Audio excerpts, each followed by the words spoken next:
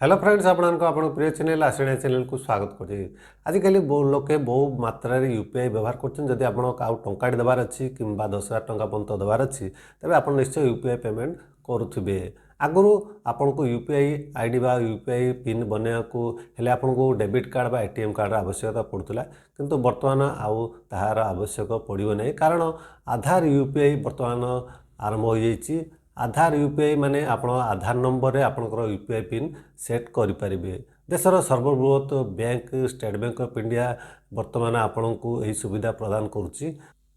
जदि state bank of India आपण account अच्छी तेरे आप जदि आधार लिंक अच्छी state bank of India account सहित तेरे आप यूपीआई पिन सेट करें। आसतु आज वीडियो जानवे आप भाव स्टेट बैंक अकाउंट जदि आपंकर अच्छी आप किपरि यूपीआई पिन सेट करें गूगल पे फोन पे पेटीएम जेकोसी प्लाटफर्म आप यूपीआई पिन सेट करें आधार नंबर रे स्टेप बाय स्टेप प्रोसेस रे देखा ता पूर्व जब बर्तमान पर्यटन आम चैनल को सब्सक्राइब करना दी सब्सक्राइब करना पाखे बेल आइकन दबा को भूलें। देखो प्रथम फोन पे आप को आपड़ जी से प्रोफाइल पिक्चर उपर क्लिक करेंगे। क्लिक कले आपन को ये बैंक अकाउंट ऑप्शन आसी बैंक अकाउंट उपर आप क्लिक करेंगे। एटा देखो आपण बैंक आपड़ जब आगु यूपीआई पिन सेट करेंगे कई बैंक सहित एठार शो कर जदि नुआ कर एड न्यू बैंक अकाउंट उपर आप क्लिक करेंगे। एठार आपको स्टेट बैंक सिलेक्ट करा पड़ो। स्टेट बैंक सिलेक्ट कले आपड़ यहीपरि ऑप्शन पाइबे।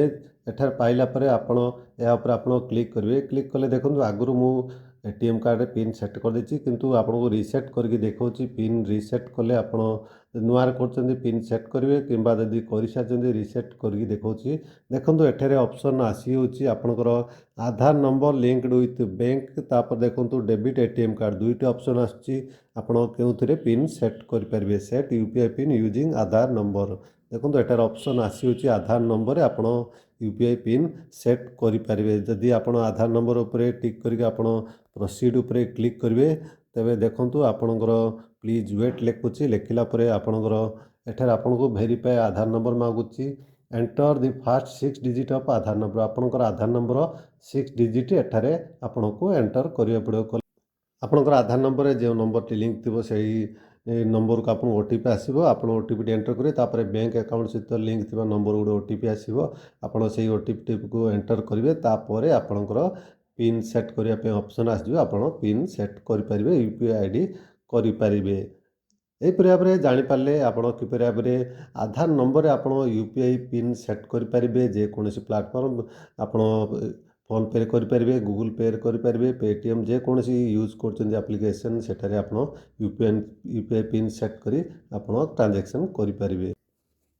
आगुरी मोर एटीएम रे तो यूपीआई पिन सेट कर देछि तेणु मु आगु प्रोसीड करके देखौनी आप निज आधार नंबर दे यहीपरि भाव में यूपीआई पिन सेट करेंगे।